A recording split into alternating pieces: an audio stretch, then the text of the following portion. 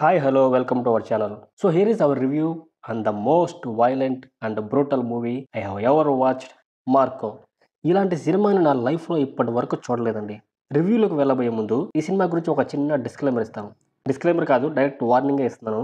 దయచేసి చిన్న పిల్లలు గాని, సెన్సిటివ్ పీపుల్ గాని ఈ సినిమాని అస్సలు చూడొద్దు. చిన్న పిల్లలనైతే అస్సలు తీసుకెళ్ళొద్దు.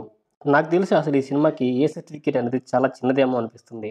మీరందరూ 'కిల్లు', 'యానిమల్', 'సలార్' సినిమాలు మోస్ట్ వైలెంట్ ఫిల్మ్స్, ఆ బ్రూటల్ ఫిల్మ్స్ అని ఊగిపోతా ఉంటారు. ఈ సినిమాతో కంపేర్ చేస్తే అసలుకి ఆ 3 సినిమాలు స్వాతి ముత్యాల్లా కనిపిస్తాయి.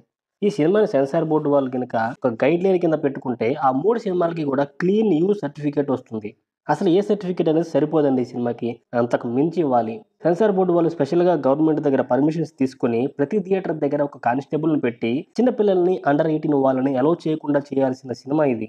ఇంతకు మించిన వైలెంట్ అండ్ బ్రూటల్ సినిమా ఇంక రాదండి. నాకు తెలిసి ఇదే peak. Next 5-10 years action and violent సినిమాలకి ఇదే ఎన్‌సైక్లోపీడియా రాసిపెట్టుకోండి. ముందే ప్రిపేర్ అయిపోండి. సో, ఇక సినిమా కథ విషయానికొస్తే అడట్టు అనే కుటుంబం పెంచుకున్న వారసుడు మార్కో. తన వారసత్వం విషయంలో ఇంట్లో భిన్నాభిప్రాయాలు ఉన్నా ఇంటికి పెద్ద కొడుకైన జార్జు తన సొంత తమ్ముడు విక్టర్‌తో సమానంగా మార్కోని చూస్తాడు. అంధుడైన విక్టర్‌కి మార్కో అంటే ప్రాణం. తనకి కళ్ళొస్తే మొదట చూసేది మార్కోనే అని చెబుతా ఉంటాడు. అలాంటి విక్టర్‌ని కొంతమంది యాసిడ్ దాడితో హత్య చేస్తారు. ఆ హత్య ఎందుకు జరిగింది? దానికి కారకులు ఎవరు? వారిని మార్కో ఎలా చంపాడనేది మిగతా కథ. ఇక సినిమా ఎలా ఉందంటే రివెంజే మెయిన్ బ్యాక్‌డ్రాప్‌గా వైలెన్స్‌కి పరాకాష్ట అనిపించే సీన్స్‌తో సాగే స్టోరీ ఇది. డబ్బున్న ఓ పెద్ద కుటుంబం, వ్యాపార సామ్రాజ్యం, శత్రువులు వీళ్ళ మధ్యలో ఓ పెంపుడు వారసుడు అనేది ఈ సినిమా నేపథ్యం. స్టోరీ స్క్రీన్ ప్లే గురించి పెద్దగా చెప్పుకోవాల్సిందేమీ లేదు ఈ సినిమాలో.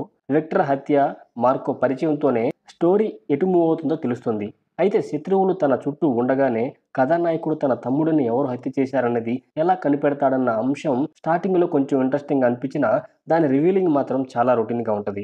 ఆ తర్వాత సీన్స్ అన్నిటిని కూడా ఇక వైలెన్స్, హింసతో, యాక్షన్ సీన్స్‌తో నింపేశాడు. కాళ్ళు, చేతులు నరకడంతో మొదలుపెట్టి చెవులు కొరికేయడం, ఒంట్లో అవయవాల్ని పీకేయడం వరకు ఇలా చాలా మటుకు బ్లడ్ బాతే. ఫస్ట్ హాఫ్‌లో అయినా వైలెన్స్ కాస్త భరించేలాగా ఉంటుందేమో కానీ, సెకండ్ హాఫ్‌లో అయితే మాత్రం అసలు పీక్స్ ఇంకా టూ మచ్ వైలెన్స్. హద్దులు దాటేస్తది.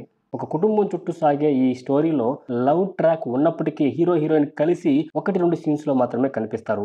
పాటలు, రొమాంటిక్ సీన్స్‌కి అంత ఇంపార్టెన్స్ లేదు, ఉండవు కూడా. ఇక టెక్నికల్‌గా బలంగా ఉన్న ఈ సినిమా యాక్షన్ లవర్స్ కూడా షాక్ అయిపోయేలా ఉంటది. ఇక చూడనివ్వరా బాబోయ్! అన్నంత వైలెన్స్ మనకి స్క్రీన్ మీద కనిపిస్తా ఉంటది. ఇక ఆర్టిస్ట్‌ల పెర్ఫార్మన్సెస్ విషయానికొస్తే 'ఉన్ని ముకుందన్' యాక్షన్ అవతారం ఆకట్టుకుంటుంది. తెరపై స్టైలిష్‌గా కనిపించారు.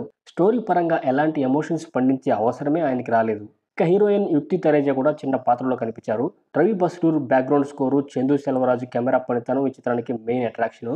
అండ్ యాక్షన్ కొరియోగ్రఫీ అనేది ఈ చిత్రానికి హైలైట్ అండి. సెకండ్ హాఫ్‌లో ఒక మేజర్ యాక్షన్ సీక్వెన్స్‌ని వీడియో గేమ్ తరహాలో డిజైన్ చేశారు. అదైతే నాకు బాగా వర్కౌట్ అయింది. దర్శకుడు కేవలం యాక్షన్‌తోనే ప్రేక్షకుల్ని షాక్‌కి గురి చేయాలనుకున్నాడు. అందులో సక్సెస్ అయ్యాడు కూడా. ఇక స్టోరీ, స్క్రీన్ ప్లే పరంగా ఈ సినిమా గురించి మనం చెప్పుకోవాల్సిన అసలు ఏమీ లేదు. Only action, action, action. That's it.